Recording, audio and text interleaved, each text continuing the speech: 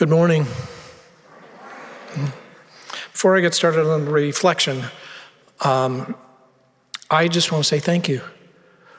Over the summer, when folks were out on vacation, I had half the congregation out. Those that were here worked hard. I think as of this morning, we surpassed 5,000 letters completed.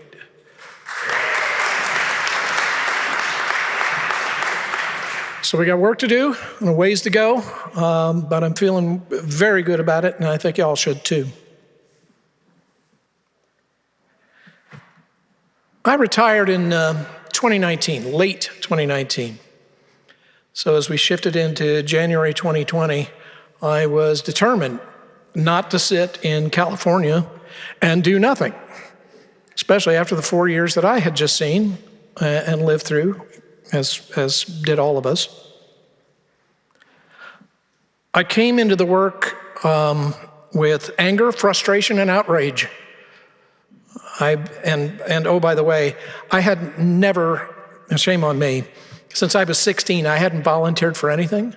I had done no activist work, have absolutely no idea what I'm doing, and I know nothing about anything. Seriously. So my best friend and sister, Mari Magaloni Ramos, has been a member of this church, I don't know, how long? Longer than we can remember. And she had brought me a couple of times, and I started to get to know a little something about UU. Mostly that UUs know what they're doing. They've grown up in activist work. They live out their faith. They do it in the streets. They do it on the phones. And quite simply, they knew what they were doing. So I said, fine. And I sent an email to UU Justice Ohio saying, hey, I'm this and that. I don't know anything. Just thought I'd reach out. I got a response within 24 hours saying, come on board. Here's the next thing that we can do. I'll compress this a bit and just say they took me in, began teaching me, were incredibly patient. I was turned out to be an expert at modeling imperfection. And they hung in there with me, and we started phone banking, which was terrifying. I'll say a few words about that in a minute. And that moved into, I started Zoom hosting for the phone banks, providing technical support.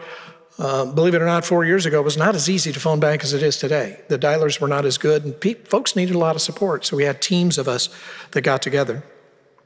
And through that work, I got introduced to the Reverend Kathy Ryan Starr, who is just a force of nature and one of those wonderful human beings. Reverend Kathy works at the UUA level underneath Side with Love. Side with Love is our social campaign initiative at the UUA level, comprised of 4 initiatives, one of which is climate justice, LGBTQ rights and protections, criminal justice reform, and near and dear to my heart, the protection and advocacy of democracy under UU the Vote. So in June of 2020, I did 2 things. I started working with UUA and UU the Vote, and I joined this church. I never forget, I signed the book, and I'm walking past Reverend Vanessa, and she whispers to me and says, well, now there's evidence.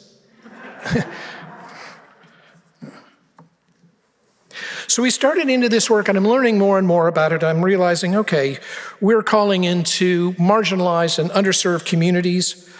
We're conducting these phone banks. We're doing webinars. We're trying to build our leadership and build our skills. And as we got started, Reverend Kathy told us a parable, I guess that's what I will call it, that I live with, which is, and some of y'all have heard this, it's about honeybees. One honeybee, this is true, by the way, one honeybee over the course of its entire life will make 1/12 of a teaspoon of honey, its whole life. Well, we know what happens when you get thousands of millions of honeybees together. You get gallons. I remember going into this work, UU, the Vote, had hired a political director Jason Hicks, who was not a UU, but an absolute political expert, young man. And he sort of looked us in the eye and gave us the truth. He says, this is hard work. This is hard work. If you're not getting turned down more than half the time, you're not calling enough.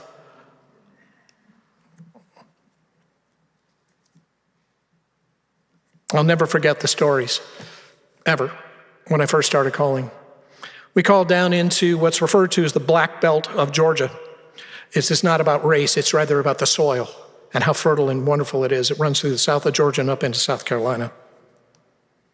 I got this woman on the phone, and she was delightful, very patient, listened to my whole spiel. I finally finished, and she just said, "Oh, honey, we got this."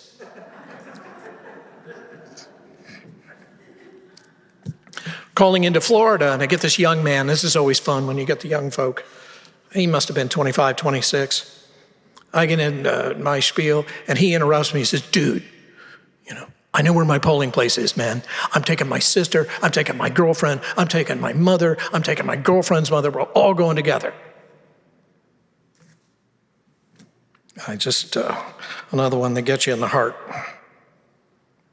I did speak to a woman in Texas.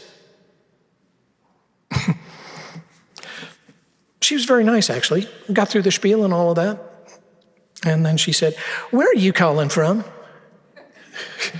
I go, "Well, I'll be honest with you. I'm calling from California." "Oh, my Lord. Y'all are ruining my state. A couple of y'all just moved in across the street from me, bringing their wines and fancy cheeses." Thank you. Then that call happens where you get the person on the phone and you say, "Are you registered to vote?" "Well, I was at one time." "Well, when's the last time you checked?" "Well, it's been a while." "All right, would you mind if I check for you?" She goes, "No, not at all." And you collect some information. You're armed with a website where you can go. This is in Georgia. I said, "Well, I don't see that you're registered here. When's the last time you voted?" "Well, I don't really recall, but I'd like to vote in this election." I said, "All right, let me help you here. I'm going to send you a link to where you can vote, where you can register, rather. You can do that online and get that done." And she said, "Well, I want to thank you so much for making this call. I appreciate it. And I'm going to take care of this right now. And then I'm going to go and vote."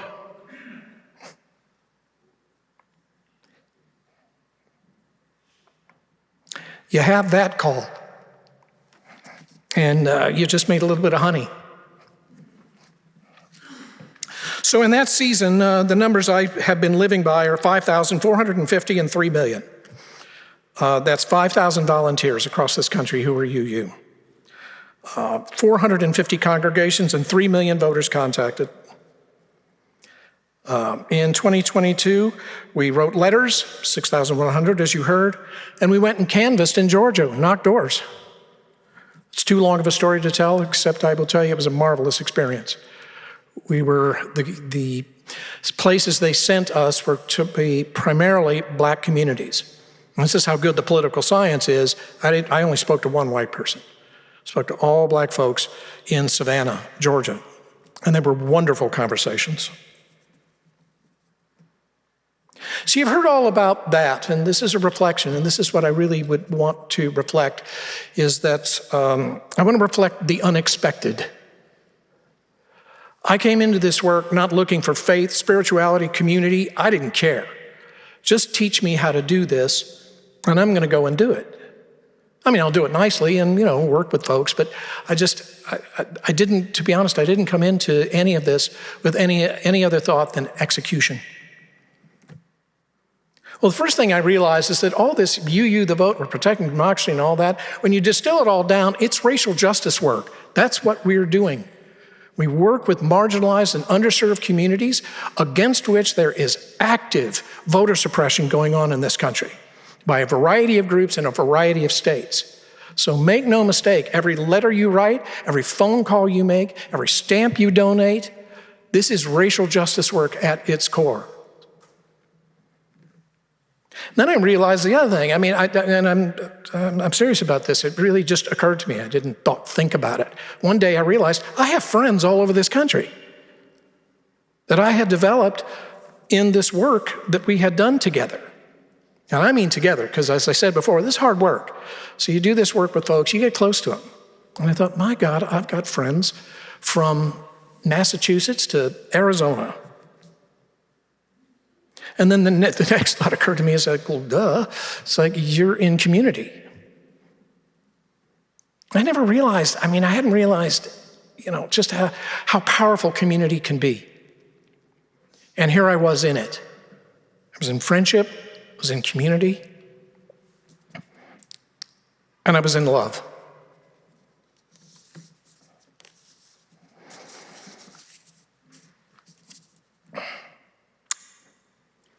I have come to love this place, this space, these values that bind us, that nourish us, that commit us to staying in touch with and living out the better angels of our nature, to borrow from Abraham Lincoln. This is a magical place. And I just want to tell you how much I love you, how much I appreciate you, and everything that you've done. I want to make sure that you join us for our party today. We're going to have some fun. We're going to have a little bit of lunch. Maybe write some letters if you feel like it. But the point of this reflection is to tell you just how special this community is and to thank you.